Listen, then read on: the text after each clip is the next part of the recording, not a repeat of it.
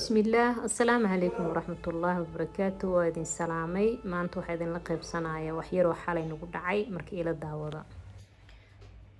tuuga Uganda joogo basarkiisa aad ayuu u adag yahay wax kasta uu isku dayaa inuu sameeyo daaqadan wuxuu hoos ka galiyay bir iyo wax daran uu ka galiyay wuu furtay gacantuu meesha kala soo galay tuubadan biyaha waa la iska fujiyay ayada dhan waxaan dhiigiisa waaye aqaan meelahan waxba saraa umaleynaa wuxuu ku dadaalayay inuu albaabkan furo albaabkan kan wuu xirnaa kan hoosna wuu xirnaa marka kan wuu furtay meeshaan uu gacanta ka soo galiyay kan wuu furtay كان وحو دمعي قفلة كحيران قعنتي إنه أنت كسوق اليوم باشا سوق اشتاي ودادار هذه إنه فرتو فرمي ويسي برتاح سوق ربي إنه فرت تانو فروا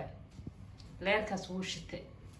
وأي ماشي أنا واحد اسكو سو حرحت من دياشي ده اللي يودي للربي من دي ده أنا عطنا سانو وقلا وجبي مع قان ميل الربي إنه كجبيو الباب كمية مقرناي من دياشي ده هل كان يالي هل كان على قاتل تانا هوس برتك الجلية وأفرنتي ماشانو كشقيستي قعميه سلق قعمها الله كجرو